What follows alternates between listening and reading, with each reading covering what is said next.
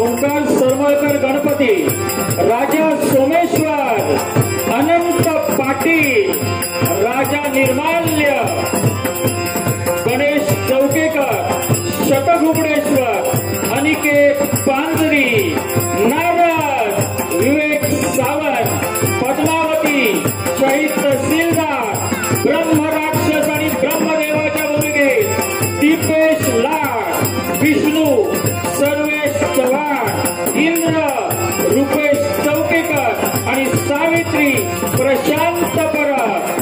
संगीतचा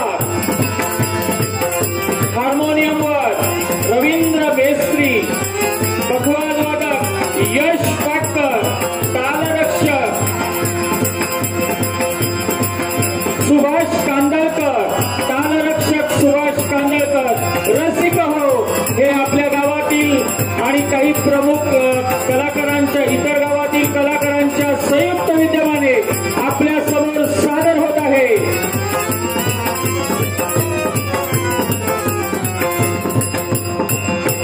शंकराच्या भूमिकेत अक्षय नारळे.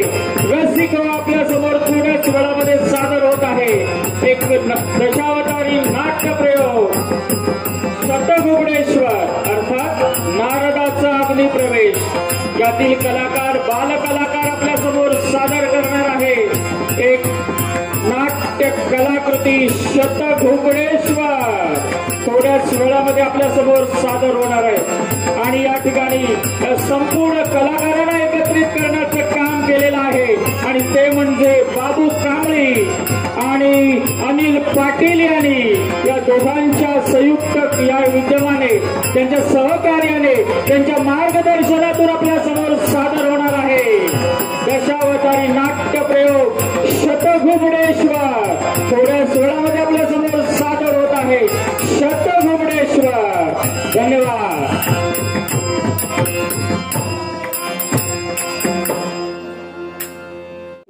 सन्माननीय बाबाराव राणे यांच्या हस्ते या ठिकाणी श्रीफळ वाढवून या नाट्य प्रयोगाचं उद्घाटन होणार आहे।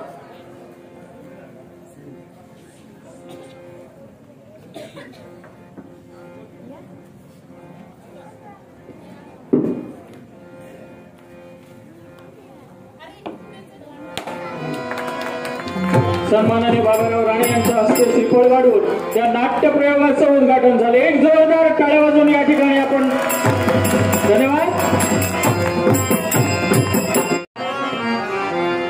नाट्य रसिकांना एक नम्र विनंती आहे की कृपया आपण रंगमंचाच्या समोर बसून घ्यावं। सर्व नाट्य रसिकांना आग्रहाची विनंती आहे की कृपया आपण या रंगमंचाच्या समोर बसून घ्यावं।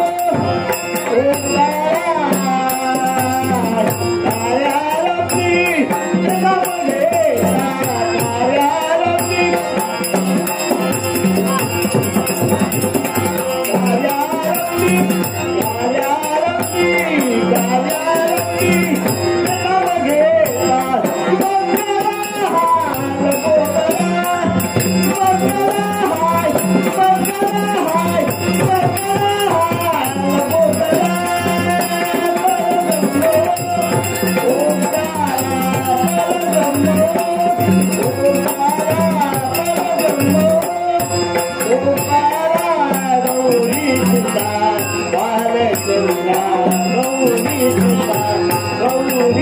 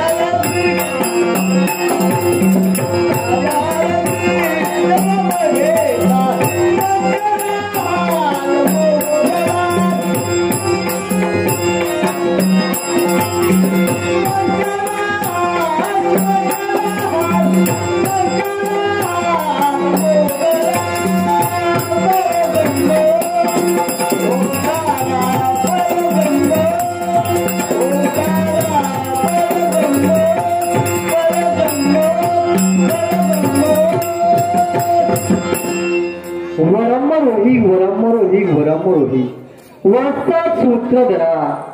मी माझ्या माता पित्यांच्या सेवेत रुजू असते वेळी एकाएकी तुझी दीन आणि लीन हाक ऐकली आणि त्वरित या रंगमंचावर प्रकट झालोय. सांग रे वत्सा, कोणत्या कारणास्तव मला पाचारण केलंय?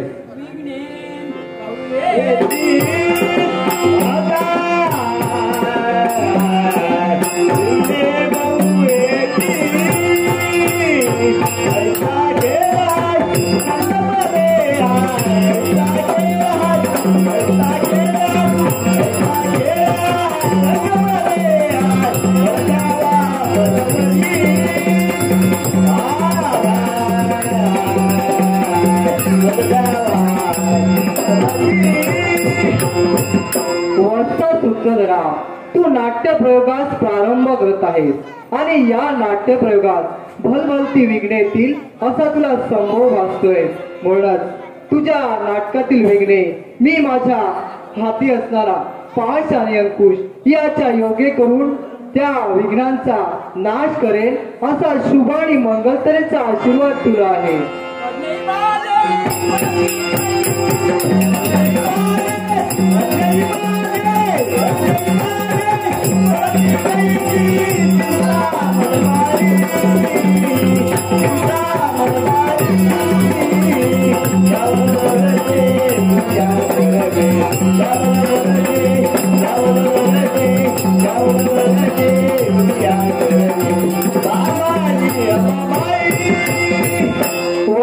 सूत्रधरा, चिंता करू नको.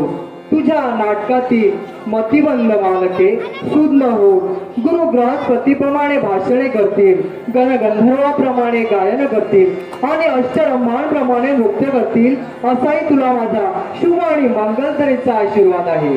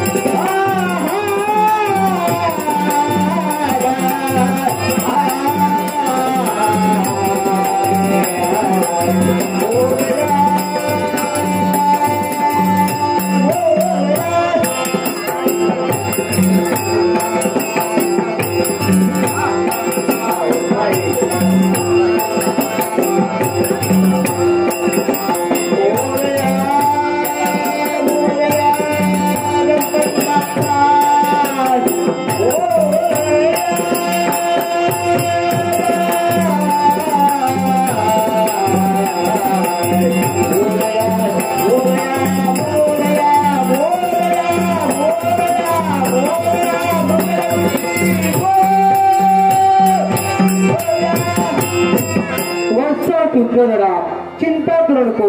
तुझा नाट्य प्रयोग निर्विघ्नपणे पार पडेल असा या गणेशाचा तुला मंगलमय आशीर्वाद, मंगलमय आशीर्वाद, मंगलमय आशीर्वाद. निघाले ते माझ्या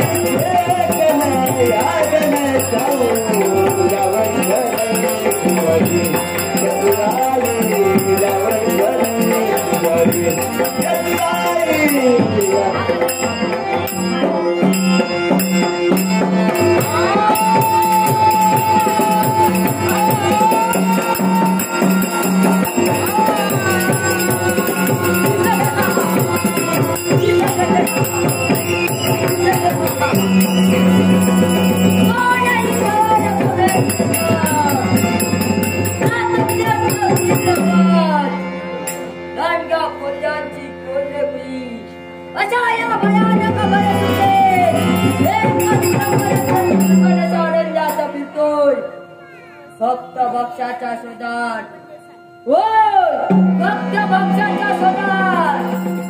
पण मला तो भक्ष नको आहे, मला हवाय तो मनुष्य. तो प्रसंग आठवतो ज्यावेळेस माझ्या समोर होता तो मनुष्य प्राणी. तरी मला त्याची दयामाया यतना त्याच्यावर दाखव. पण हो या अरण्यात पावले टाकता कसे सारे पक्षी सैरावैरा पळून लागले आहे, कसे सारे प्राणी माझ्यापासून दूर जाऊ लागले आहे. पण हो त्या अरण्यात आलो फक्त भक्ष्याच्या शोधात. पण मला येथे एकही भक्ष दिसत नाही, म्हणून या अरण्याचा त्याग करून निघालो माझ्या भक्ष्याच्या शोधात. निघालो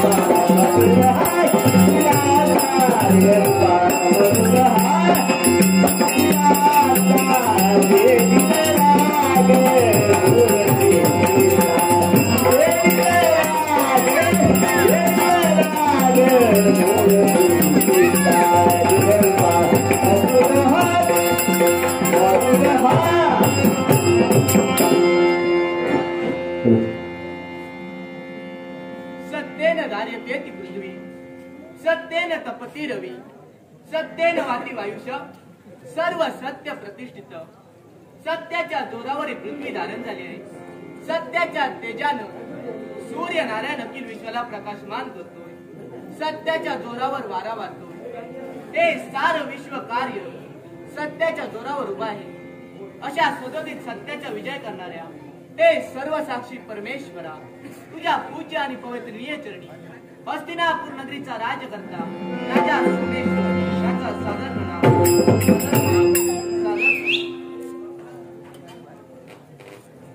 प्रथमे नार्जिता विद्या, द्वितीय नार्जिता धनम, तृतीय नार्जिता पुण्यम, चतुर्थम किम कश्यती.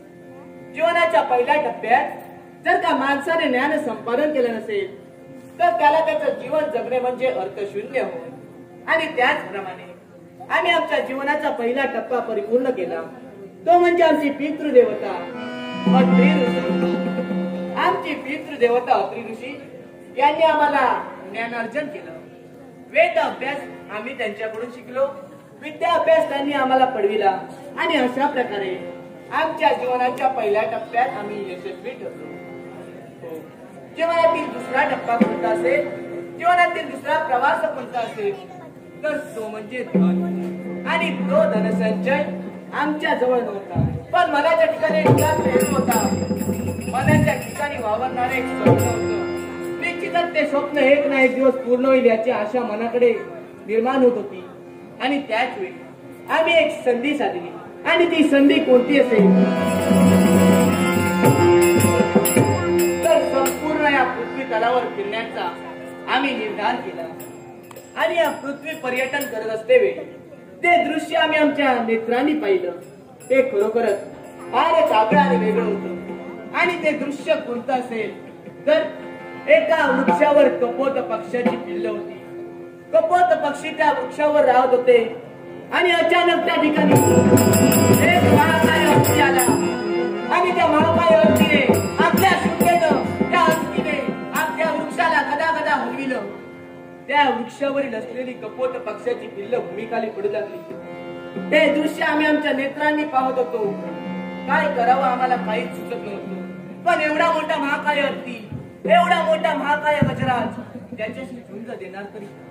त्या क्षणी आम्ही आमच्या नेत्रांनी जे दृश्य पाहिलं ते खरोखरच आश्चर्यचकित करण्यासारखं होतं. आणि ते दृश्य काय असेल तर क्षणार्धात सर्व कपोत पक्षी एकत्रित झाले. सर्व कपोत पक्षी एकत्रित होऊन आपल्या चंचूनं म्हणजेच आपल्या चोचीनं त्या हत्तीचे डोळे फोडले. त्यानंतर त्या हत्तीला घायाळ केलं आणि पर्वताप्रमाणे असणारा तो देह महाकाय गजराज आश्चर्याने आमच्या डोळ्यांसमोर निर्माण झालं. एक सर्वसामान्य कपोत पक्षी ज्यांच्या केवळ पंखात बळते सुद्धा अगदी मोजमापन केलं.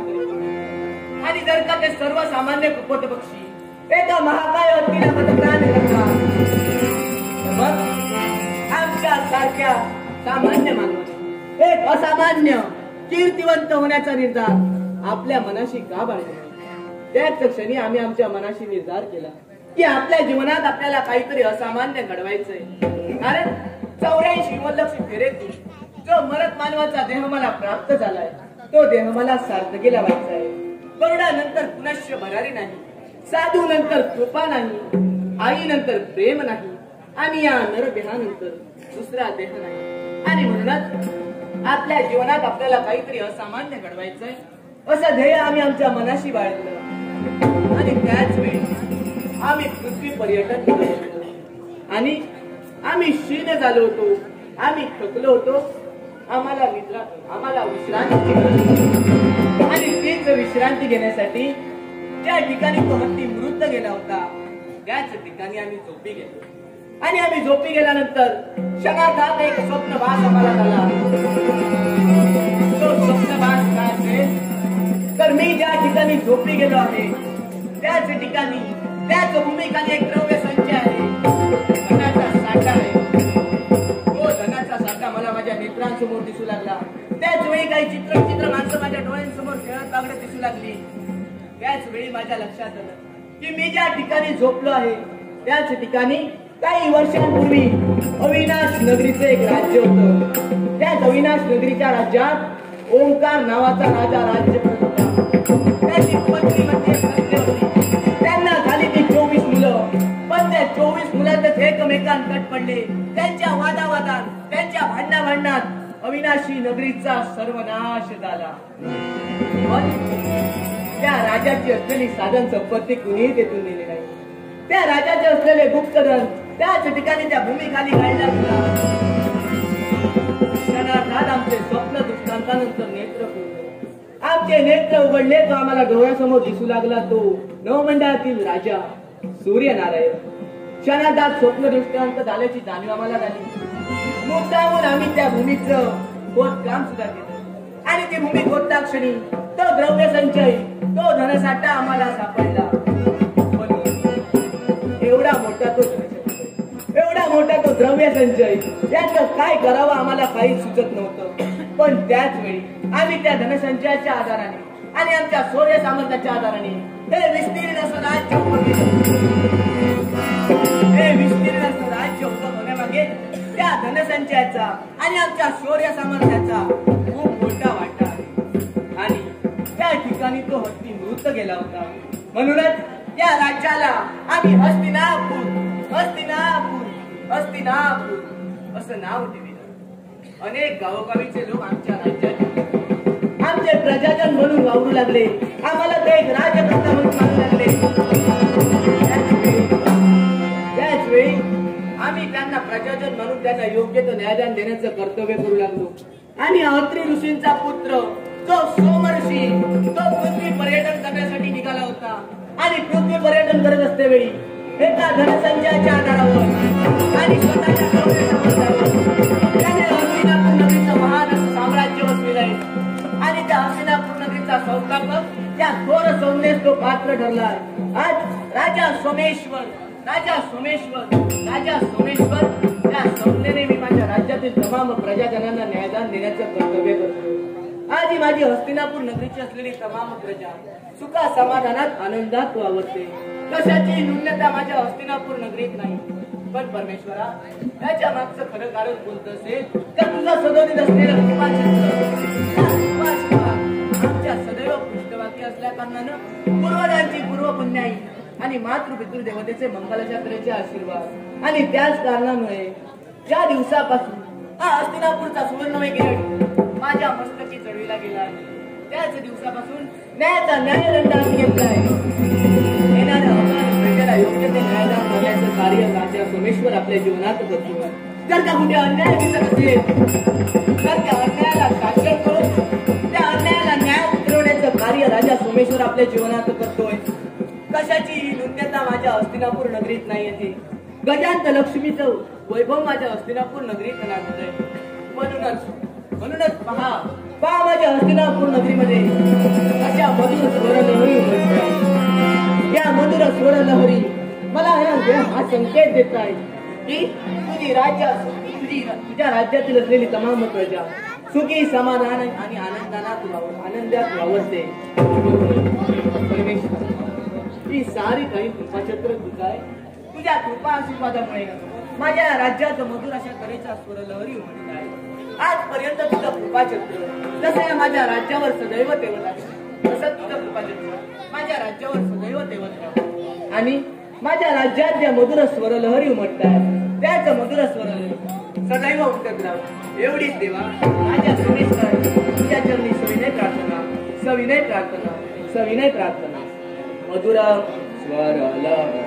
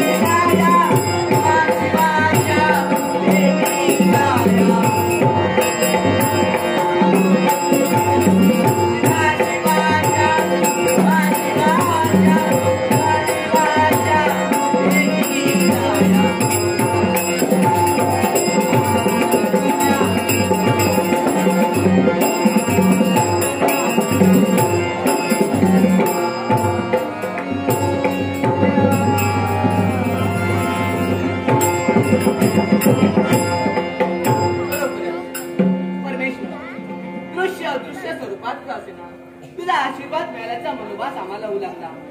म्हणून या आपल्या राज दरबारी बसावं, येणाऱ्या प्रत्येकाला योग्य ते न्यायदान करावं. पण आकार नारायण नामाची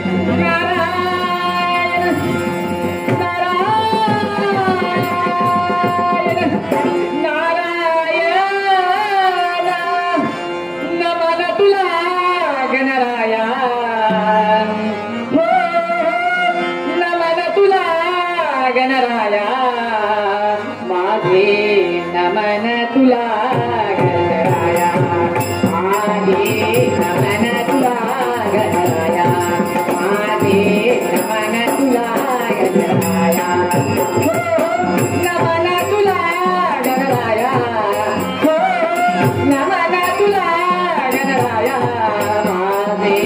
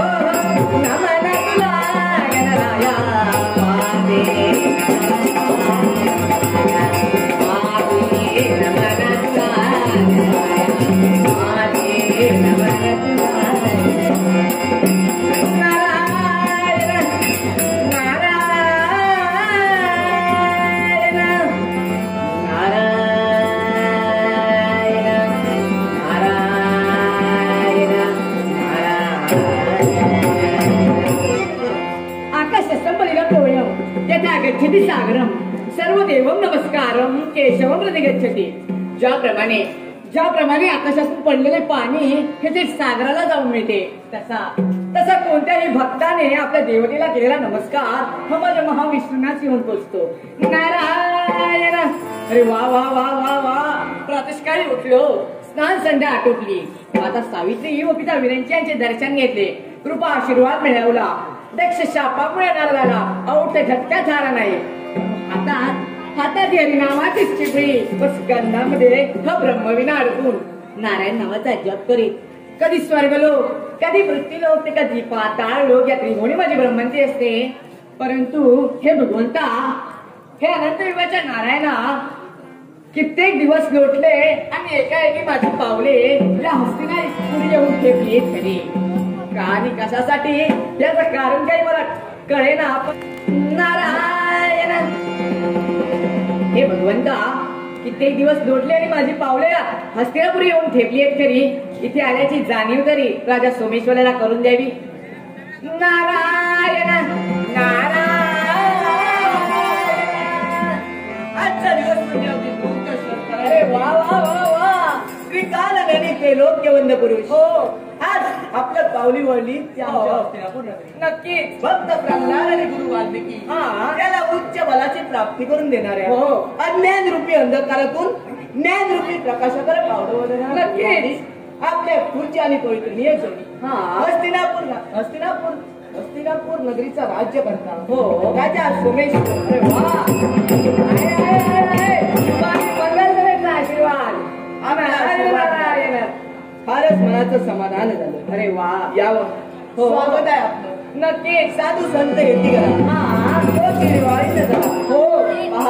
पहा आपल्या येण्याने माझा राज दरबार कसा हर्षवली तुम्हाला. अगदी प्रजाजन आनंदाने आनंदाने डोलताय. नारायण. आणि म्हणूनच अगदी आसन ग्रहण करावं आणि आसनाची सुरुवात. कशी तुझी इच्छा. ये, ये, ये, ये, ये, ये, ये. नारायण नारायण. वा, वा, वा, वा. काय हे तुझी प्रजा अगदी आनंदाने डोलते बरं का.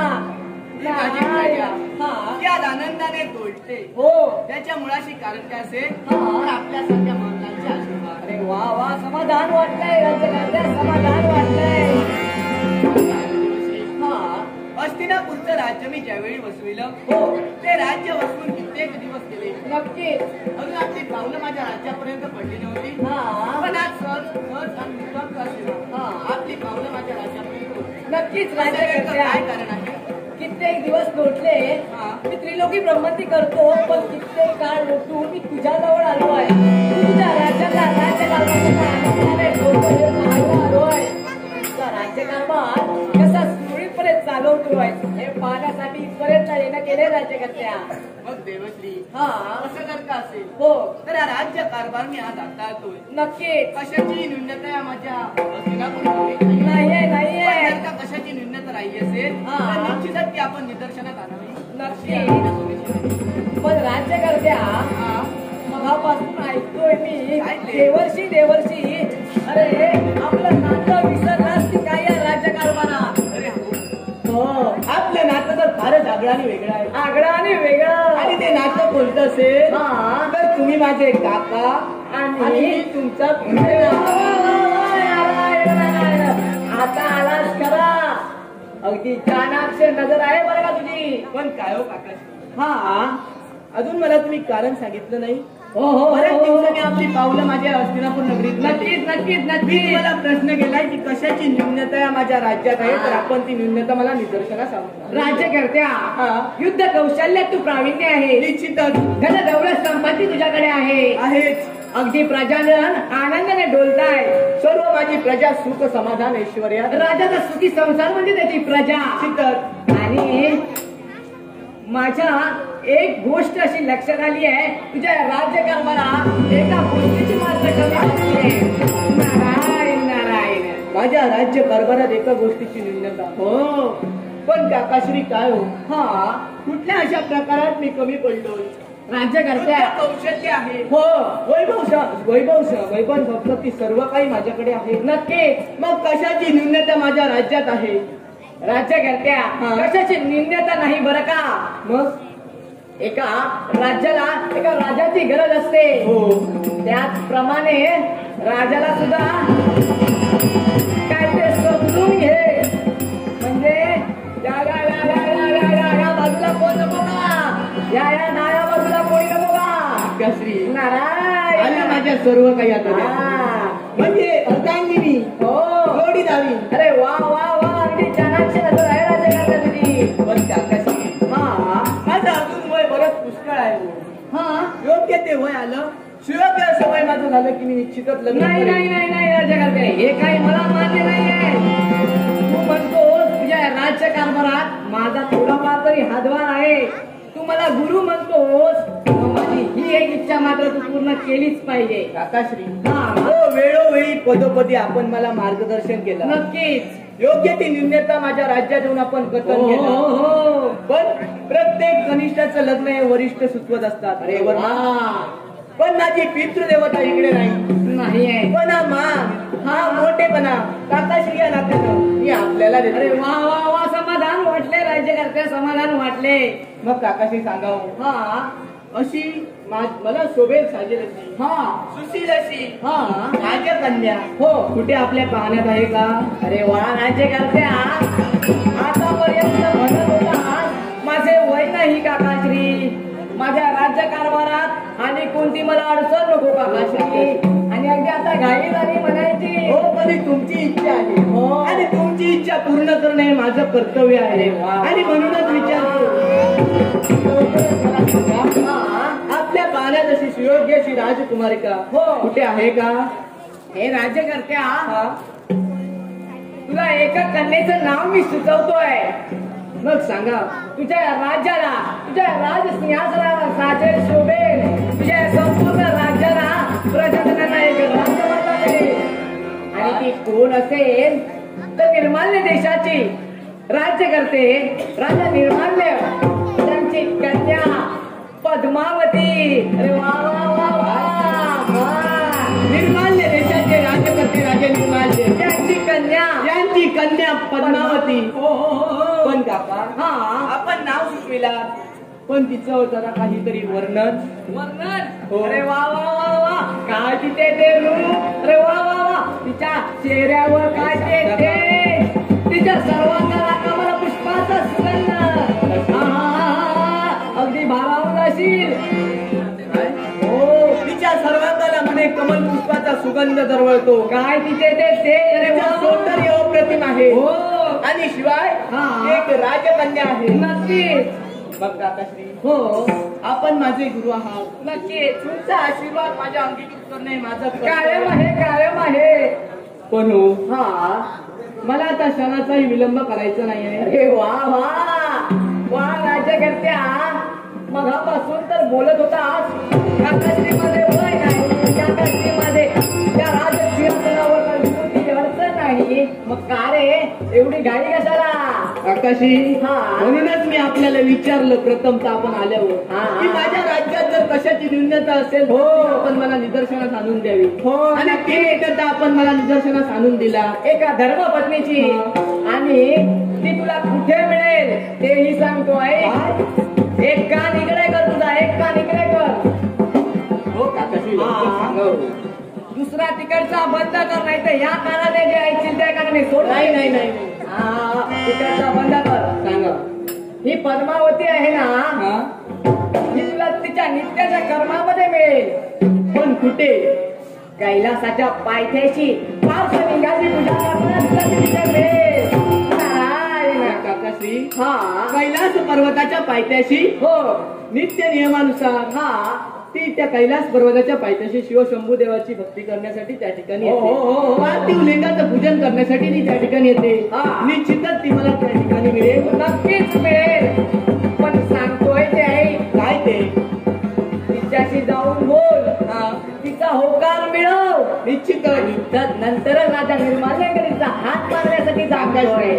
पद्मावती मला होकार देणार याची मला त्रिवार खात्री आहे. कारण माझ्या तशी कोणतीच कमी नाही आहे. युद्ध कौशल्य आहे, तुम्हाला नकार दर्शवूच करायला संपत्ती सुद्धा आहे राज्यकर्त्या. पण काकाश्री, आपण जे मला सांगितलं त्याचप्रमाणे मी वागणार. कारण संस्कारमय जीवन मी जगतोय. एक राज्यकर्ता असल्या कारणानं संस्कारमय जीवन आणि रीतिरिवाजाप्रमाणे चालणे माझं कर्तव्य आहे. आणि म्हणूनच आपण दिलेली आज्ञा परिपूर्ण करणं हे सुद्धा माझं कर्तव्यच आहे.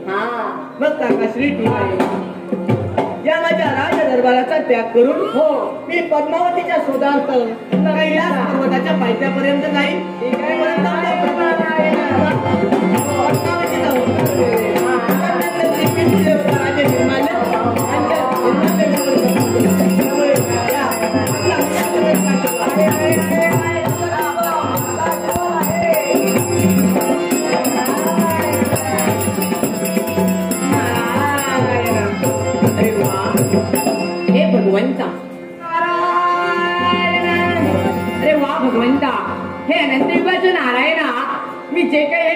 नावाचं रोपटे लावतोय या माझ्या संपूर्ण नाट्यात मला यश प्राप्ती करून दे रे भगवंता, यश प्राप्ती करून दे, यश प्राप्ती करून दे, यश प्राप्ती करून दे म्हणूनच तर म्हणतोय जीव हा तळमळे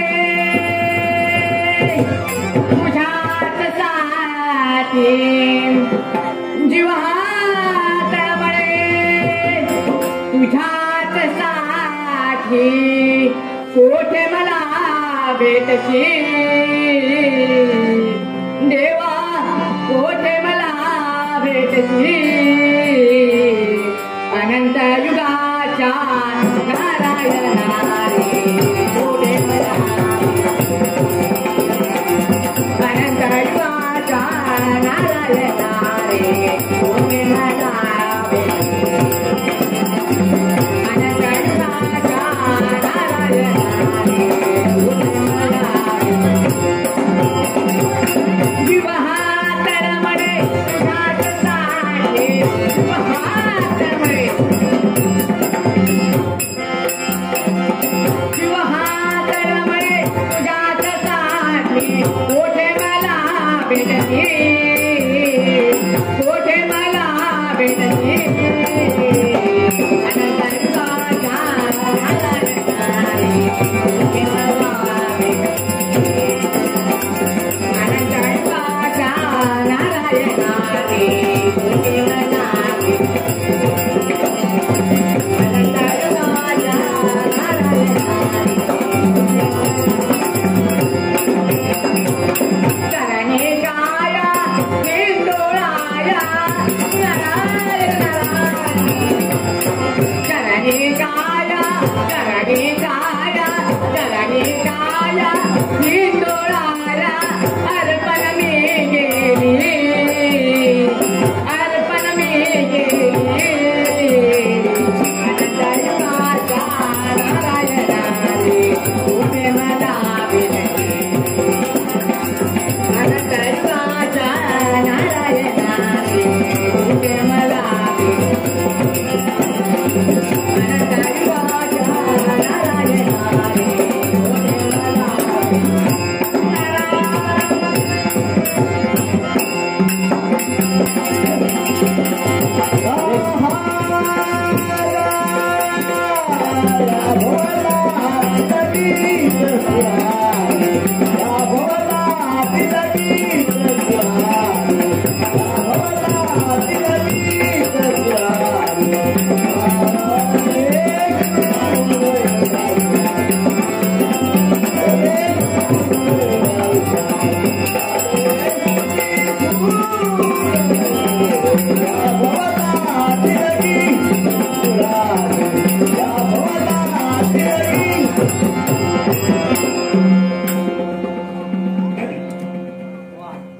या निर्माल्या देशाच्या राजसिंहासनावर विराजमान असतात.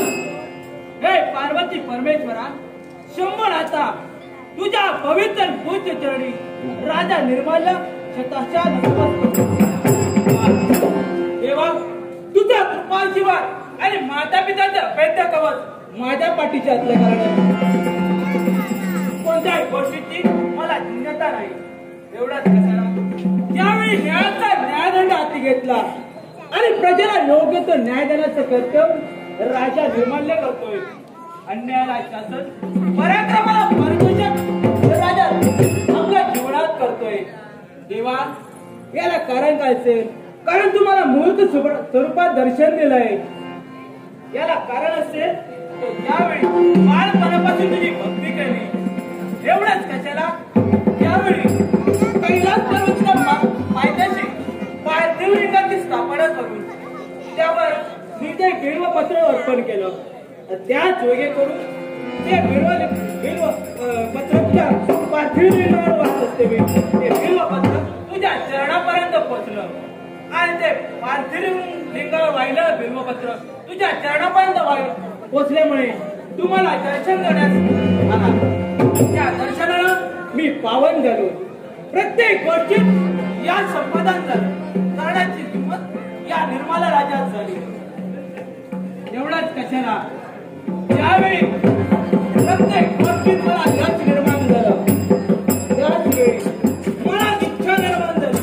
काय अखिल असं मत मानवाच्या मनात केव्हाही एवढे, कारण 3 तारा तिघांसाठी निर्माण झाली. स्वर्गरती देवलोक, मृत्यूरती मानव, पाताळातील दानव, अशा प्रकारे 3 तारा तिघांसाठी तरी मनात जिज्ञासा निर्माण झाली. तरी स्वर्ग साम्राज्यात साधे केली. स्वर्ग साम्राज्यात चाल करून स्वर्गाचा राजा याच्याशी तुंबळाचं युद्ध झालं. युद्धात आम्हाला विजय झाला. विजयाची विजयशाल सर्व देवाने आम्हाला अर्पण केली. एवढंच कशाला, त्यावेळी देवतांचा राजा अमरीश याने आपली एकुलती एक कन्या आम्हाला बाल केली. आम्हाला एक कन्या जन्माला, सुंदर अशी कन्या जन्माला आली. नाव आम्ही पद्मावती ठेवलं. आमची बाळ चंद्राच्या कलेकलेने वाढत गेली. चंद्राच्या कलेकलेने वाढत असतेवेळी 12 वर्षाची होतेच काय, तो त्रैलोक्य म्हणजे नारद मुनी यांचं आमच्या इथे आगमन झालं. आगमनामुळे आम्ही हर्षभरित झालो.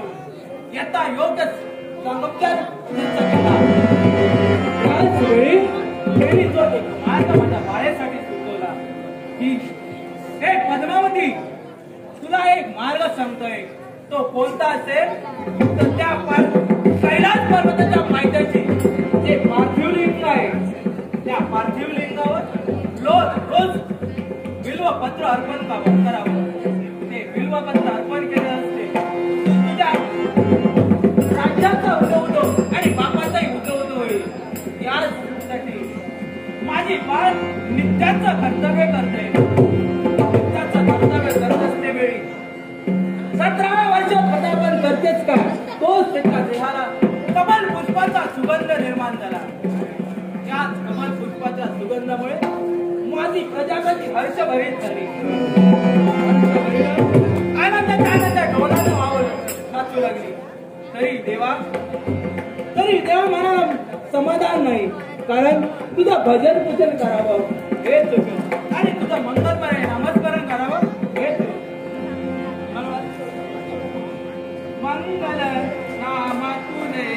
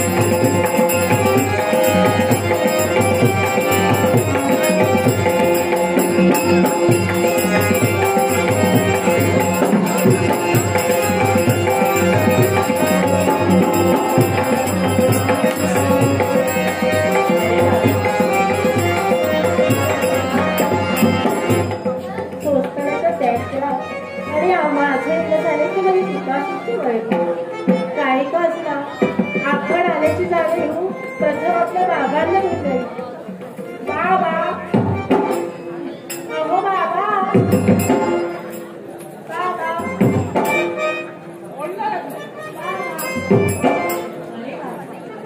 बाबांचा राग अगदी माझ्यावरती आला होता, परंतु यांचं राग कसं घालवायचं ना हे मला माहिती.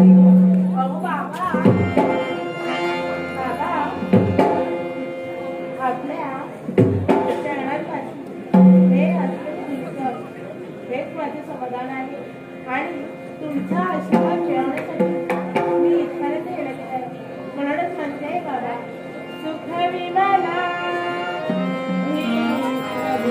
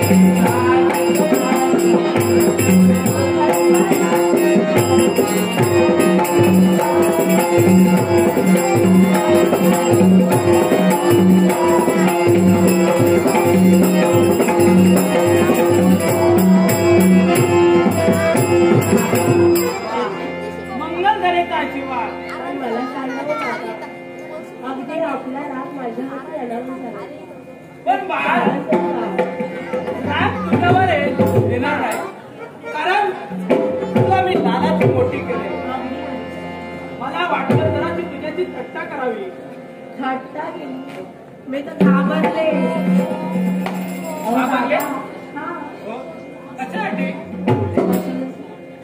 एवढी लहानपणापासून मोठी केला, उच्च संस्कार दिले, परंतु आजच्या दिनी मात्र माझ्याकडून काहीतरी चूक झाली की का मला शंका मनोमधी. तरी पण एवढा उशीर का झाला तुला?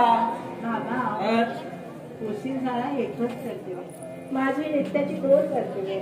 एक म्हणजे आपली चरण सेवा आणि दुसरी पार्थिव लिंगाचे त्या नारदमुनीस सांगितलं होतं अगदी की त्या पार्थिव लिंगाची स्थापना केली आहे की त्या बिल्वपत्र व्हावा. ते नित्याचं कर्तव्य आहे तिथं. मला वाटलं तू विसरलीस. नाही बाबा, कधीही विसरला नाही. मी त्यांनी सांगितलेल्या मार्गावरून चालण्याचा प्रयत्न करते, परंतु बाबा विलंब. बाळ, तुला यायला उशीर झाला. या बापाच्या मनाला जरा चिंता वाटते. अशी कोण? कारण तुला या लहानपणापासून आधीच्या अंगाच्या फोडाप्रमाणे तुला वाढवलंय. अगदी आज न उद्या तू दुसऱ्याच्या घरी जाणार. ते संस्कार तुझ्यावर केले, ते संस्कार तुझ्या वायातच गेले नाही ना. अगदी बाबा, आपले संस्कार कधीही वाया जाऊ देणार नाही याची खात्री मला आहे. कारण जे संस्कार तुझ्यावर केले आहेत ना ते वाया कुठे जाणारच नाही. परंतु बाबा, आज नोकर तू विलंब झाला, सामग्री वळली, त्यासाठी होती झालेला तू विलंब, परंतु मला लवकरात लवकर तुला विलंब होत आहे, बरोबर आहे, पण तू यावेळी विलंबाने आलेस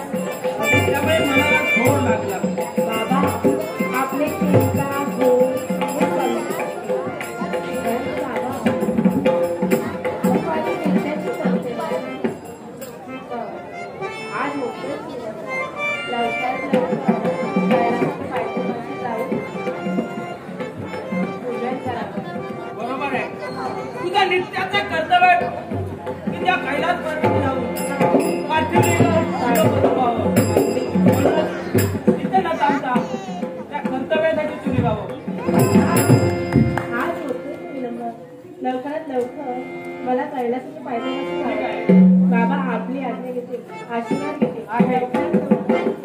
आशीर्वाद.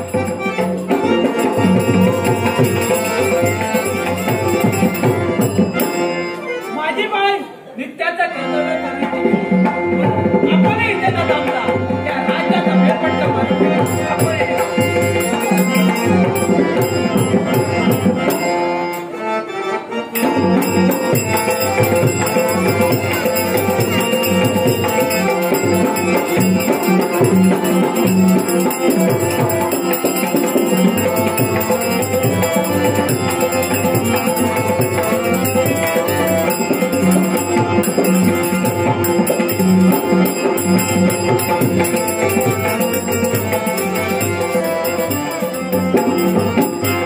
ओम नमः शिवाय. ओम नमः शिवाय. ओम नमः शिवाय. हे पार्वती परमेश्वर, हे उमा महेश्वर, आज आले त्या कैलासाच्या पायथ्यापासून पार्थिव लिंगाची भक्ती करण्यासाठी. विलंब नको, लवकरात लवकर भक्ती सुरू करायची. भक्ती सुरू करायची. ओम नमः शिवाय. ओम नमः शिवाय. ओम नमः शिवाय. हरे ओम नमः शिवाय.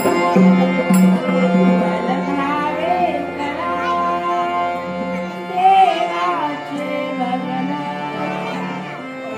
बलभावे करा देवाचे भजन. सुलभने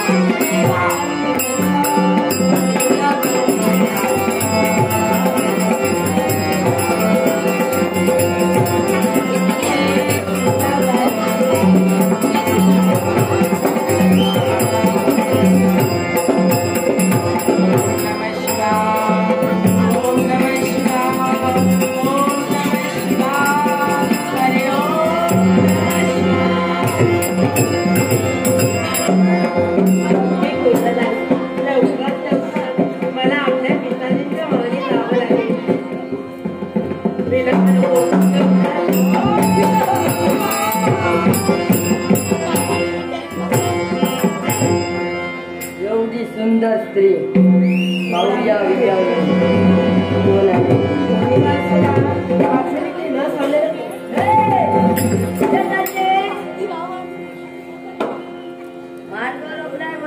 इच्छेने. काय माझी इच्छा पूर्ण झाल्यानंतर तुझा मार्ग सोडू. हे पहा तुम्ही कोण आणि माझा मार्ग कशाला रोखता? हे जे वरण्य दिसतंय ना हा ते सगळं माझंच आहे. हे जबर राक्षस म्हणतात त्या देहाला. हे बघा असे त्यांचं अरण्य, परंतु लवकरात लवकर मला पिताजींच्या महली जायचं आहे. अरे, मला आवडतंय. आणि तुला मी येथून सोडून देऊ. तुला सांगितलं ब्रह्मराक्षस. ब्रह्मराक्षस गो गो गो किती सुंदर दिसतो. हे, माझ्या मार्गात काय येते? मी तुला सांगलं ना तू मला खूप आवडते. म्हणून माझ्या सर्व गुहे हे पहा तुला मी कुंचलेलं मांस आणून दे ना. तुमची इच्छा कधीही पूर्ण होणार नाही. तो कधी तुला होतं बघतो. तुमच्या समोर ही पद्मावती उभी आहे. सामोपचाराने काय? सुंदर नाव आहे तुझं. आहे सुंदर. तुला सांगतो माझं तुझं इतकं प्रेम आहे ना मग तुला हे सगळी जण बाप म्हणतील आणि मला आई म्हणतील. वेळ आहे का? एवढं सुंदर मला बाप म्हणते ना, तुला आई म्हणते. म्हणून होय तिकडे. काय ये? होय. दूर नको जाऊ.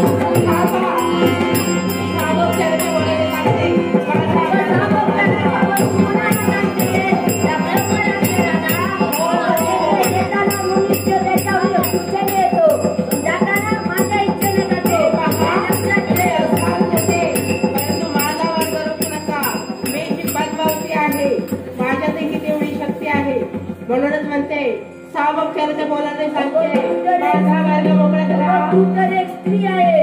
अरे स्त्री आहे. माझ्या भल्या समोर येऊन झुकून अरे गेले. त्याचं काळीच हे वाघिणीचं काळीच असतं.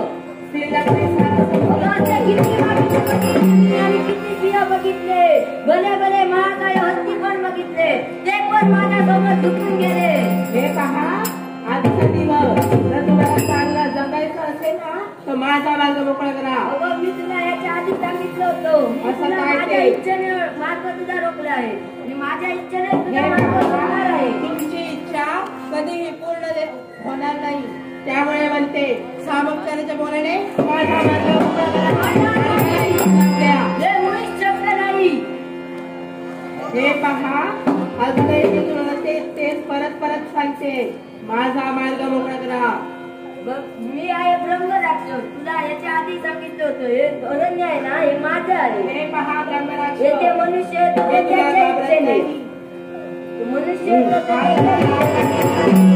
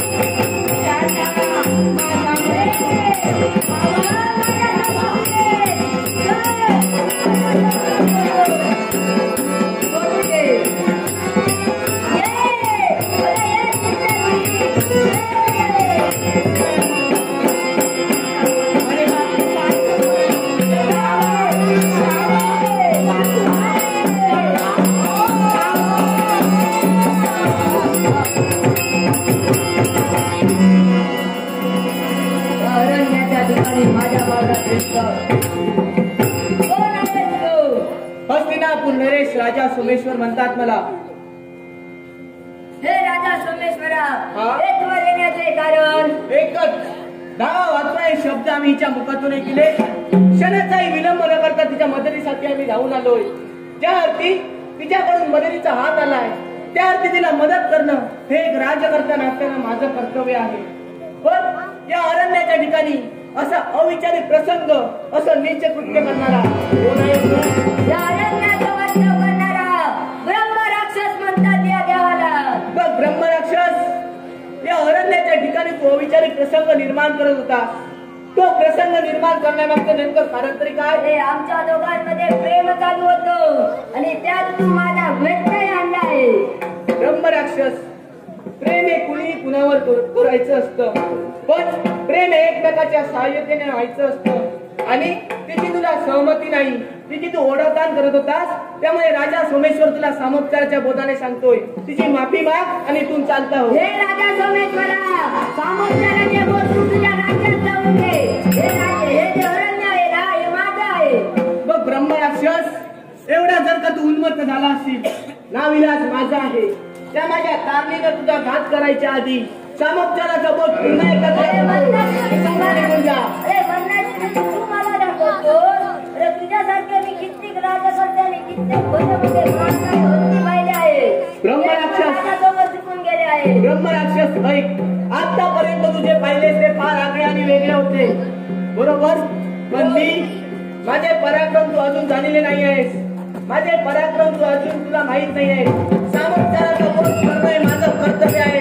राजकर्त्या या नात्याने तुला पुन्हा सांगतोय, तू सांगता हो. हे राजकर्त्या, सामोपचाराचे बोध तू मला सांगू नको आणि दुसऱ्याच्या संसारात डोकावून जाणे कितपत योग्य आहे? ब्रह्मराक्षस, दुसऱ्याच्या संसारात डोकावून मी पाहत नाही. राजाचं कर्तव्य आहे की प्रत्येकाला योग्य तो न्याय देणं, आणि तोच न्याय मी देतोय. जिथे राजा सोमेश्वरला अन्याय दिसतोय त्या अन्यायाला न्याय उतरवण्याचं कर्तव्य राजा सोमेश्वर करतो, एवढं लक्षात हे ठेव. या अरण्यात न्यायच चालतो, हे लक्षात ठेव राजकर्त्या तू. बघ ब्रह्मराक्षस, एवढा जर का तुझा हट्ट असेल, तू तुझ्या मुखावर ठाम असशील, नाविलाज माझा आहे. माझ्या तारणीनं तुझा घात करण्याआधी पुन्हा मी तुला सामोपचार करतोय. तुझं मरण जर का तुला चुकवायचं असेल, एक लक्षात ठेव ब्रह्मराक्षसा, या नियतीचा नियमच असा आहे, जो जन्माला आलाय त्याला मृत्यू आहे.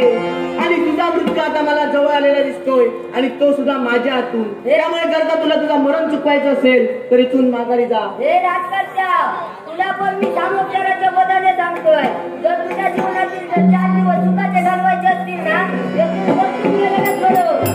अरे माझ्या जीवनात मला मरणाची भीती नाही. मरणाला भिणारा कधी राजकर्ता नसतो, एवढं लक्षात ठेव. सामोपचाराचा बोध मी आतापर्यंत तुला करत आलोय, अजूनही करतोय. या अरण्याचा त्याग कर, तिची माफी मागाने निघून जा. या अरण्यात पावले पडली होती भक्ष्याच्या शोधात, पण ही सुंदर स्त्री दिसली म्हणून माझं तिच्यावर प्रेम झालं. आता दोनही माझी कामं झाली आहे. अशी कोणती? आता मोक्षाचा प्राप्त झाला आहे आणि ही माझी प्रेमिका, ही माझी सुंदरी मला बायको म्हणून मिळाली आहे. आत्ताच तू म्हणाला की मी तुला तुझा भक्ष्य म्हणून प्राप्त झालोय. मग ऐक, अशा मनुष्य प्राण्यांचा बळी घेऊन त्यांना भक्ष्यस्थानी पाडण्यापेक्षा या अरण्यात कित्येक महाकाय हत्ती आहेत, कित्येक महाकाय प्राणी आहेत, त्या प्राण्यांना तू तुझा भक्ष्य बनव. हे राजकर्त्या, मी माझ्या मार्गात जो व्यत्यय आणतो त्यालाच मी माझा मोक्ष साध्य करतो. मग तो मनुष्य प्राणी असू दे नाहीतर वन्य प्राणी असू दे. अरे पण ब्रह्मराक्षस, ऐक, मला तू भक्ष्य बनवूच शकत नाही, कारण मला माझ्या पराक्रमांवरती खात्री आहे. माझे पराक्रम सध्या सर्वत्र गाजत आहेत, आणि त्यामुळे सामोपचाराचा बोध मी तुला आतापर्यंत करत आलोय. एक राजकर्त्या नात्यानं प्रथमतः सामोपचार करणं माझं कर्तव्य होतं. पण आता जर का तू ऐकत नसशील तर मला सामोपचार संपवून तुझ्याशी द्वंद्व करावं लागेल, एवढं लक्षात ठेव. हे राजकर्त्या, तुला आधीच सांगतोय, मला माझं चार ती राजा सोमेश्वरची इथं पावलं पडली, माघारी जाण्यासाठी नव्हे. जिकडे अन्याय होतो त्या अन्यायाला न्याय उतरवण्याचं कार्य राजा सोमेश्वर करत असतो. शेवटचा सामोपचार मी तुला आतापर्यंत करत आलो.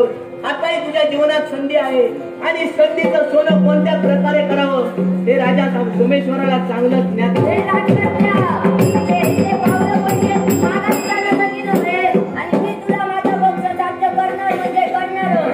बघ ठीक आहे, एवढा करता तू तुझ्या मतावर ठाम असशील.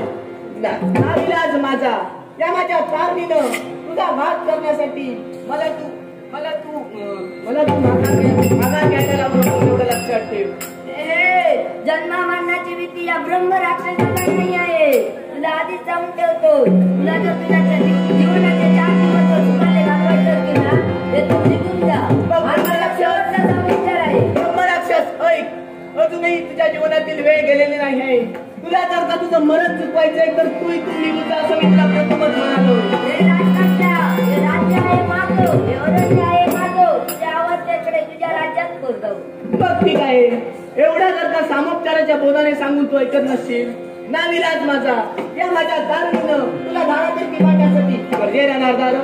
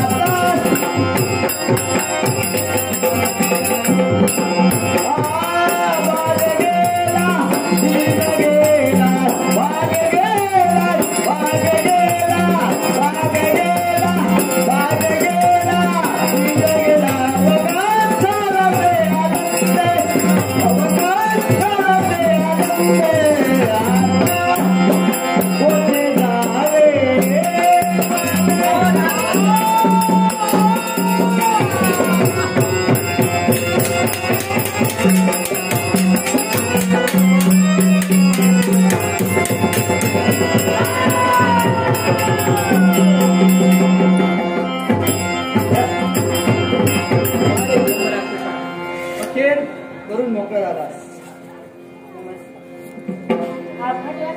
आशीर्वाद. परंतु हा कोण आपण? काय पाहतो?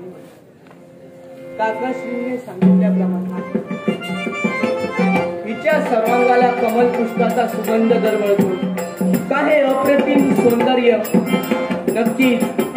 नक्कीच निर्माल्य देशाचे राजकर्ते राजे निर्माल्य यांची कन्या पद्मावतीच असायला हवी. पण काही का असे ना, विचारपूस करणं आपलं कर्तव्य. आणि म्हणून काय मनाच्या ठिकाणी एक शंका निर्माण होऊ लागली. विचारू का?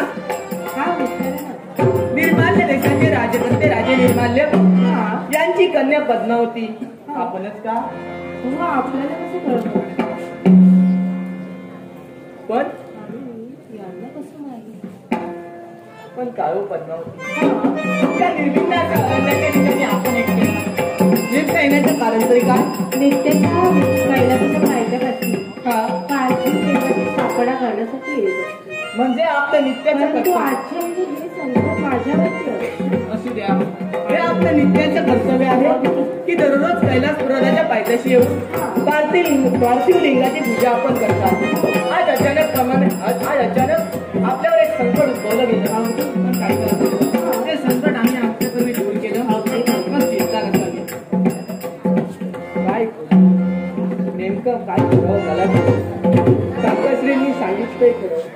तुमच्याजवळ प्रेमाची मागणी करतो. पण कशा प्रकारे माझ्या जीवनात काही दुसरी वेळ नव्हे, माझ्या जीवनात ही पहिलीच वेळ आहे. तरी पण मागणीचं जास्त आपल्या राज्यात मागे फिरावं एक वेळ. पण काय पद्मावती, आता माझी तुम्हाला एकच विनंती आहे. अशी कोणती? ते अरण्य आहे आणि या अरण्यात चहूबाजूला हिंस्य सापडत असतात. कोणतं संकट केव्हा येईल काय सांगता येत नाही. अगदी बरोबर त्यामुळे आहे. मी अशा एकट्या अरण्यात राहणे मला योग्य वाटत नाही. आणि म्हणून मला अशा परमेश्वर आपल्याला सांगते की आता ते आपण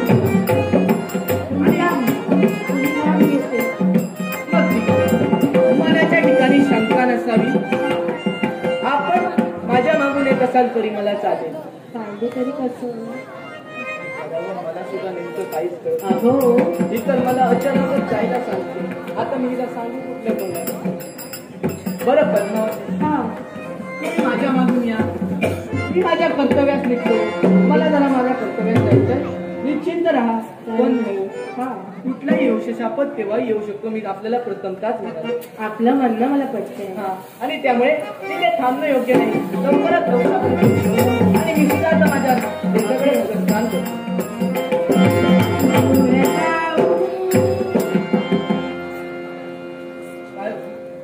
काय हो? आपण काही म्हणालात का? मी? हो. मी मग असू द्या. आजकाल आम्हाला भाषच खूप होत आहे. पण येतो आम्ही. दूर राहून म्हणते आणि काही काय विलाज माझा आहे. बरं, आम्ही येतो.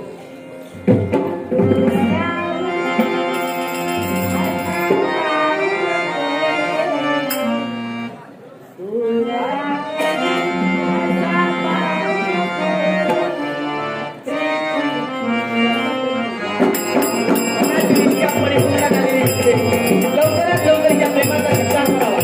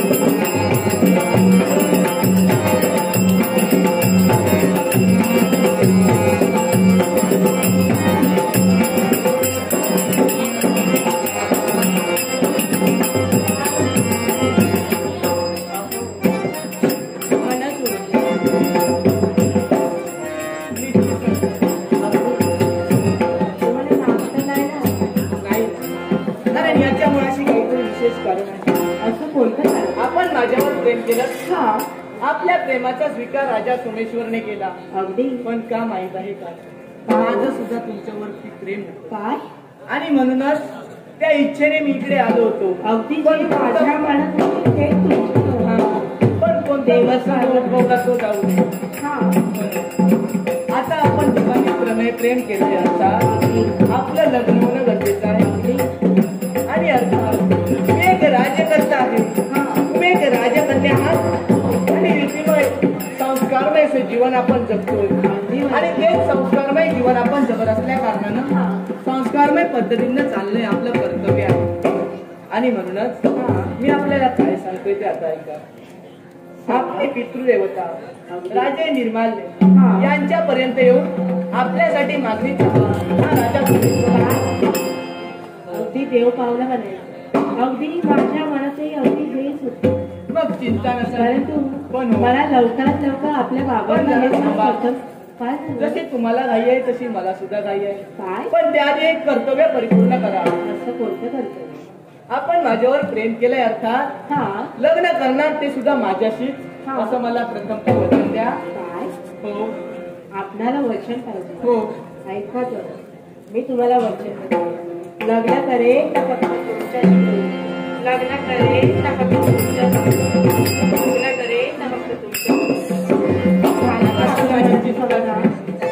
आपण मला अभिवचन दिला अर्थात हे वचन पूर्ण करणं आपलं कर्तव्य आहे. मग विलंब नको. लवकरात लवकर आपल्या निर्माल्या रेषाकडे माझ्या घडलेली सारी वार्ता आपल्या पितृदेवतेला बोलत येते का?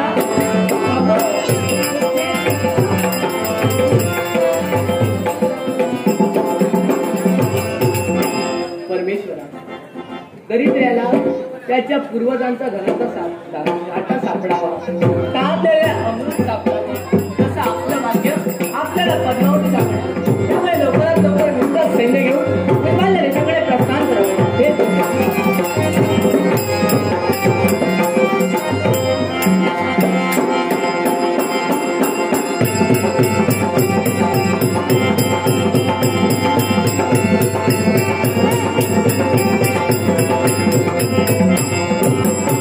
राज्यात फेरफटका बरोबर आहे. पण माझी पद्मावती नित्याचे कर्तव्य करायला गेले. मनात सकाळ पिकसे दुखित कुणाला संकटे दुखित कुणाला संकटे दुखित कुणाला संकटे मनात सकाळ मनात सकाळ मनात सकाळ पिकसे मनात सकाळ पिकसे दुखित कुणाला संकटे दुखित कुणाला संकटे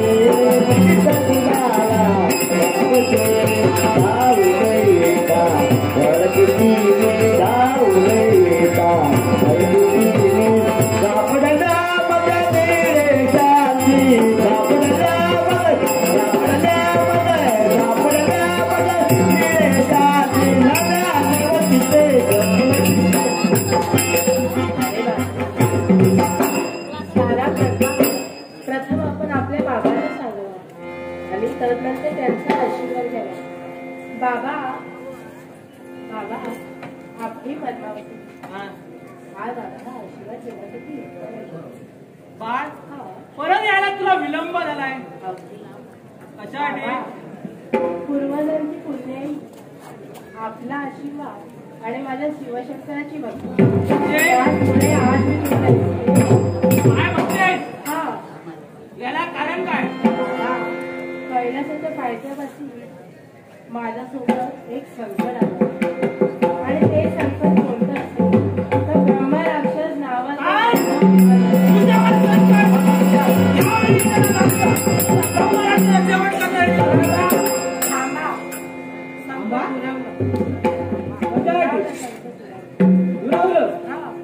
बोलण्याचा अर्थ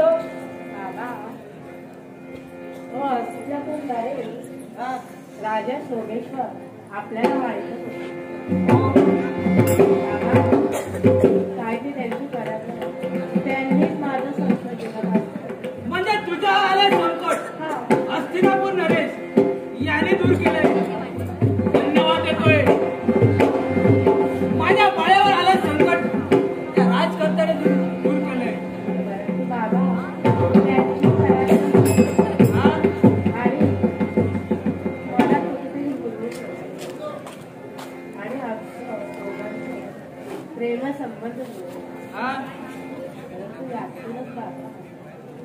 आपल्याला न सांगता मी एक निर्णय घेतला. निर्णय हा बाबा.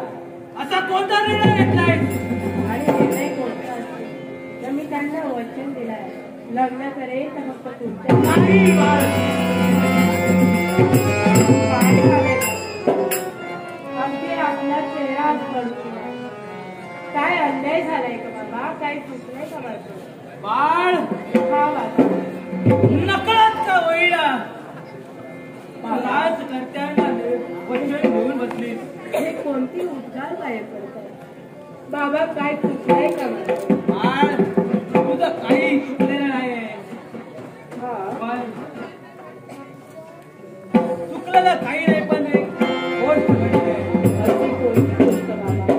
तुला आणि तुम्ही काय लपवता माझ्यापासून? नाही बाळ. काय घडलंय तरी का? नाही, तुला सांगण्यायोग्य ती गोष्ट नाही. काय? बाबा माझ्या रक्ताची शपथ आहे. काय गोष्ट आहे ती मला कळत नाही. म्हणजे बाळ तुला ऐकायचं आहे. आपली बरं ऐकायचं. तुझं मन घट्ट केलंयस. हो. मग ऐक, ज्यावेळी तुझा जन्म झाला हा. तू एवढीशी असताना अगदी मी तुला भाकीत आणलं होतं. ज्या बाबांनी मला तळहाताची एवढीशी असताना मोठी केली आहे, उच्च संस्कार दिले, ते भाकीत कोणतं असेल? असं कोणतं भाग्य? ज्यावेळी तू लग्नाला योग्य होशील हा. आणि ज्यावेळी तुझं लग्न होईल त्याच वेळी हा बाबा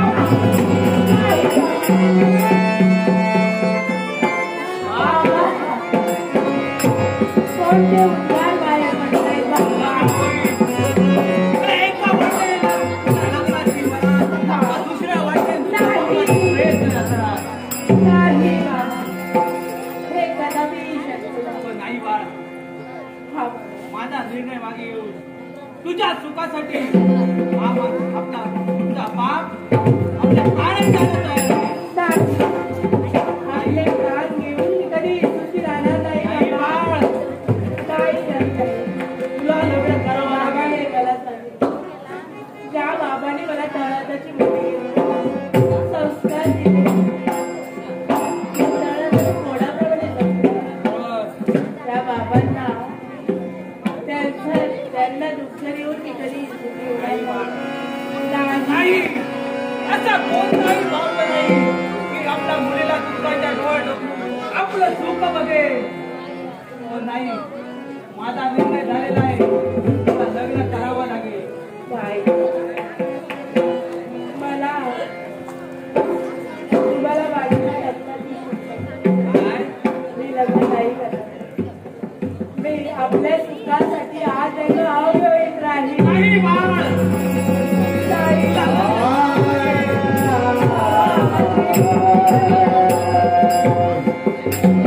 आपल्या समोर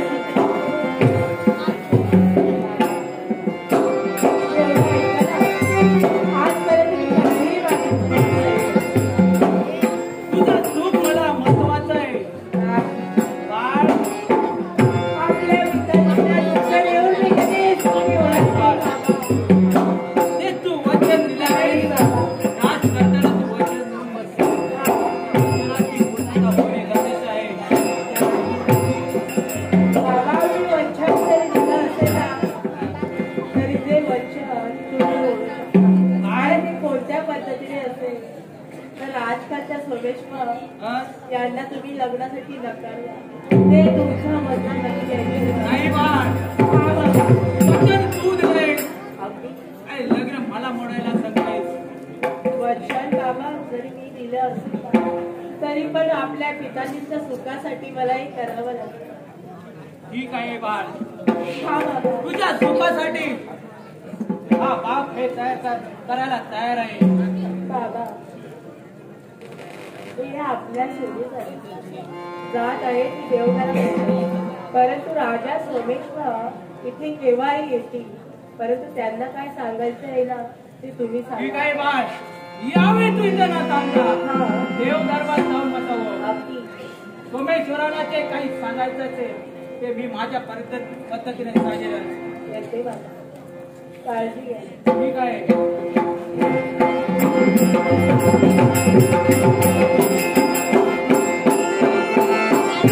Thank you.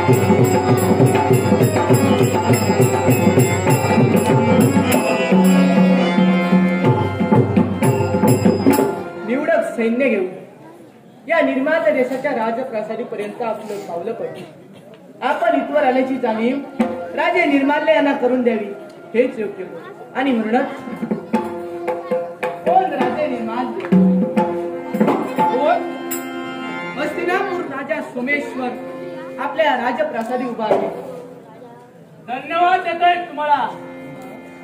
स्वागत आहे या निर्माल्य देशामध्ये. यावे अतिथी आसन ग्रहण करावे. समाधान वाटलं. आपण माझं स्वागत केल्यात माझी योग्यता धरला आणि मला अतिथी आसन ग्रहण करण्यासाठी. राजे हा, इथपर्यंत आलाय कशासाठी? याला एक महत्वाचं कारण आहे. आणि ते महत्वाचं कारण कोणतं असेल तर आता आम्ही येण्याचं प्रयोजन आम्ही सरळपणे आपल्यासमोर उघडू. आम्ही इथवर का आलो याला एक विशेष कारण आहे. कारण हो, असं कोणतं कारण आहे? आपली कन्या म्हणजे युवराजी पद्मावती हा, अगदी तारुण्याच्या मोहल्यावर उभी आहे. लग्न करण्यास सुशील आहे, लग्न करण्यास ती योग्य आहे. आणि म्हणूनच आपली सुशील अशी कन्येचा हात लागण्यासाठी आम्ही आपल्यापर्यंत आलो. थांबा राजे, हा, तुम्ही माझ्या बाळेचं रक्षण केलात. हो, हे माझ्या बाळेने सांगितलं आहे. निश्चितच. तरीही तुम्हाला सांगू इच्छितो, असं काय? माझ्या बाळेचं लग्न एवढ्यात तरी करायचं नाही. काय इतकं आहे की आम्हाला नकार. राजे निर्माल्य आताच मला म्हणाले की घडलेला सारा वृत्तांत पद्मावतीने त्यांना कथित केला. पण मग मला असा एकाएकी नकार का दर्शविला नसेल? पण विचारणं हे आपलं कर्तव्य आहे.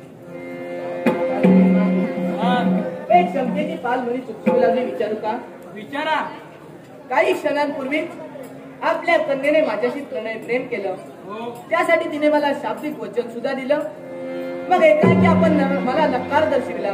त्याच्या मागचे उचित कारण मला सांगू शकाल का? कारण कोणत्याही असेल, पण मला असं वाटत नाही तुम्हाला सांगावं म्हणून. पण राजे निर्माल्य, काही क्षणांपूर्वी पद्मावतीचं आणि माझं प्रेम झालं. तुमच्या पद्मावतीचं रक्षण मी केलंय. त्यामुळे आता तुम्ही मला एकाएकी नकार दर्शविला. राजे, कितीही काही झालं तरी उचित कारण करणं मला गरजेचं आहे. राजे, तुम्ही आला प्रथमच तुम्हाला धन्यवाद दिले. कारण तुम्ही माझ्या बाळाचं रक्षण केलात, त्यामुळे तुम्हाला धन्यवाद दिले. पण तो निर्णय झाला. राजे निर्माल्य, माझे आभार मानणे हे तुमचं कर्तव्य आहे. हो. कारण तुमच्या रक्ताचं संरक्षण मी केलंय, त्यामुळे तुम्ही मला धन्यवाद म्हटलात. पण एक गोष्ट लक्षात ठेवा, उचित कारण घेतल्या वाचून हा राजा सोमेश्वर माघारी जाणार नव्हे. एक लक्षात ठेवा, तो निर्णय मी घेतलेला आहे तो योग्य आहे आणि तुम्हाला तो मान्य करावा लागेल. मग कोणत्या पद्धतीने मी तो निर्णय मान्य करावा? माझ्यावर होणारा अन्याय मी कशा प्रकारे सहन करावा? जर का मला कुठे अन्याय दिसत असेल तर त्याला न्याय उतरवण्याचं कर्तव्य मी करत असतो. पण आज जर का माझ्यावरच अन्याय होतोय तर त्या अन्यायाला न्याय उतरवण्यासाठी मी का धडपडू नये? हे बघा राजकर्ते, हा? तुम्ही एका राज्याचे राजकर्ते आहात. हो, आणि मी इथल्या राजकारणावर त्याचप्रमाणे न्याय म्हणून तो निर्णय घेतला आहे, तो योग्य मानून इथून चालते व्हा. राजे निर्माल्य, आता तर मला असंच म्हणावं लागेल की आपण न्यायाला कलंक लावला आहे. योग्य तो न्याय आपण मला दिला नाही आहे. पण हो, आता माझं सर्व ध्यानी आलं. तिच्यामुळे हे सर्व काही घडतंय. ती पद्मावती कुठे आहे? पद्मावतीला माझ्या समोर उभी करा. तिचा नकार आहे की फक्त तिच्याच मुखात. तिचा बाप म्हणून मी इथपर्यंत आहे आणि बापच म्हणून तो निर्णय दिलाय तो तुम्हाला मान्य करावा लागेल. राजे निर्माल्य, तुम्ही त्या कन्येचे बाप आहात असतात, तुम्ही योग्य तो निर्णय जरूर घ्या. पण जर का तुमचा नकार असेल तर तो नकार का याचं उचित कारण मला नक्कीच कळवा. त्या नकाराचं कारण तुला सांगायचं नाही आणि मलाही वाटतंय तुला ते कारण कळू द्यायचं नाही. राजे निर्माल्य, सर्वच कारणे सांगायची नसतात. काही कारणे ही गुह्य ठेवायची असतात हे मला मान्य आहे. पण जर का काही कारण गुह्य ठेवून एखाद्याचं नुकसान होत असेल तर त्याचं काय? एक लक्षात ठेवा, ही मुलगी असते ना, हा, बापाला कधी डोळीजड होत नसते. निश्चितच त्याने ते संगोपन केलं असतं. ते कोणा ती मुलीचा हात कोणाच्या हाती द्यावा आणि अन्यथा कोणाच्या हाती देऊ नये हे सर्व त्या बापाच्या हाती असतं. त्याचमुळे तो निर्णय मी घेतलाय. मग राज्य निर्माण माझ्यामध्ये कशाची कमतरता आहे का? युद्ध कौशल्य आहे, वैभवशाली आहे, मग कशाची कमतरता माझ्यात नाही. मग मला एकाएकी नकार का? मी तुम्हाला म्हणतही नाही तुमच्यात कमतरता आहे. त्याआधी तुम्ही माझ्या बाळाचं रक्षण केला, त्याच आधी तुम्ही कामात जावा आणि शोधावर असालच. मग राज्य निर्माल्य जर का मी एवढा शौर्यवान आहे याची तुम्हाला खात्री आहे, आपण मला एकाएकी नकार दर्शविता हा माझ्यावर अन्याय होतो आणि हा माझ्यावर होणारा अन्याय मला न्याय उतरवायचा आहे हे मी तुम्हाला आधीच सांगितलं आहे. पुन्हा पुन्हा मी सांगतोय तुम्ही राजे आहात, वास्तविक हे मी तुम्हाला सांगायला नको. हे बघा राजन, सामर्थ्याला बदलच सांगतोय. जो निर्णय झालेला आहे त्या निर्णयाला मान्यता देऊन माघारी जा.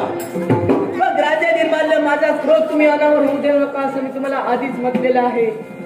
मग नकाराचं कारण मला जर का कळत नसेल, नाविलाज माझा नकाराचं कारण घेतल्यापासून राजा सोमेश्वर माघारी जाणार नव्हे. हे बघा राजन, माझाही नाविलाज होतोय.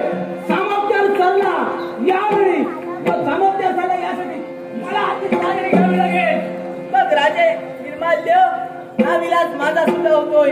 लहान तोंडी मोठा घास मला घ्यावा लागतोय, माफी असावी. पण हे सर्व जे काही चाललं आहे ते माझ्या या प्रेमामुळे. कारण ज्या पद्मावतीने माझ्याशी प्रणय प्रेम केलं तिच्यावर माझा पूर्णपणे विश्वास आहे. ते पद्मावती मला कधीच निर्माण करू शकत नाही. तुम्ही तिच्या मनात काहीतरी काळघोर निर्माण करून दिला आहात. हे बघा, एखाद्या मुलीच्या मनात काही भरावं अशी ती लहान नाही. निश्चितच जो निर्णय मी घेतलाय त्या निर्णयात तुम्हाला होकार द्यावा लागेल. मग राजे निर्माल्य मी सुद्धा माझ्या जीवनात असा प्रथमच राजकर्ता पाहिलाय ज्याला एखाद्याला योग्य तो न्याय देता आला नाही याची मला खंत वाटते. आणि जर का तुम्ही एवढं सांगू शकत नसाल तर नाविलाज माझा या माझ्या तुमच्यावर मात करण्यासाठी राजा सोमेश्वर सत्पर होईल एवढं लक्षात ठेवा. हे मलाही पाहिजे की तुम्ही कोणत्या तऱ्हे माझ्यावर मात करा आणि जो निर्णय दिलाय ते तुम्हाला अमान्य कोणत्या तऱ्हे हे मलाही पाहिजे. मग राजे तुम्ही घेतलेला निर्णय चुकलाय. तुम्ही निर्णय घेताना विचार केला नाही आहात. जर का तुम्ही निर्णय घेताना पूर्णपणे विचार केला असता तर तुमचा निर्णय चुकला नसता. हे बघ, प्रथमच तुला सांगितलंय की या राज्याचा न्याय देवते म्हणून मी आहे. तो निर्णय घेतलाय तो योग्य आहे. माझी पावलं तुमच्या राजकारणासाठी पडली ती माघारी जाण्यासाठी नव्हे मी तुम्हाला प्रथमताच म्हटलोय. आणि जर का एकतर मला पद्मावती मिळत नसेल नाही तर नकाराचं उचित कारण मिळत नसेल, नाविलाज माझा सामोपचाराचा बोध मी सुद्धा तुम्हाला करतोय. उचित कारण आपण मला सांगावं. कारण तर तुला सांगणारच नाही आणि यावेळी तू इथून गेला नसते. माझा नाविलाज आहे. ठीक आहे, राजा सोमेश्वरला सुद्धा पाहायचं आहे कोणत्या प्रकारे तुम्ही माझ्यावर मात करता आहात ते. होऊन जाऊ दे तुझ्या बळावर मी तुला. मग असं जर असेल तर राजे मी सुद्धा काही कमकुवत नव्हे. स्वइच्छेपोटी हस्तिनापुराचा विस्तार मी केलाय. हस्तिनापुराचा विस्तार करणारा एक यशस्वी राजकर्ता मी आहे. एका धनाच्या आधारे असू द्या किंवा माझ्या शौर्य सामर्थ्याच्या आधारावर मी हस्तिनापूर नगरीचा विस्तार केलाय. त्यामुळे मी कमकुवत नव्हे आणि ही माझी शौर्य गाथा तुमच्या निर्माल्य देशात गाऊन दाखवण्यापेक्षा कृतीला आचरणात आणणं हे प्रत्येक माणसाचा धर्म आहे. आणि म्हणूनच तुमच्यावर मात करण्यासाठी माझं शौर्य दाखवून तुम्हाला जशाच तसा तोषा देण्यासाठी शौर्य मामा जाऊन विजय करी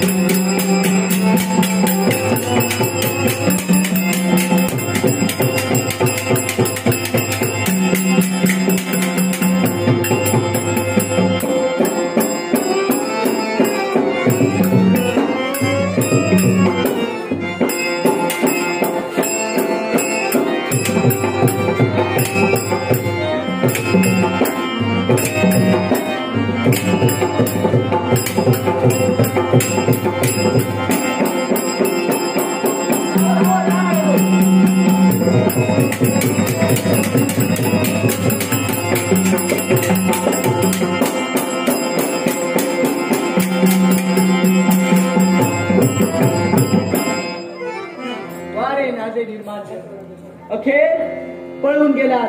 पण चिंता नसावी, आपल्या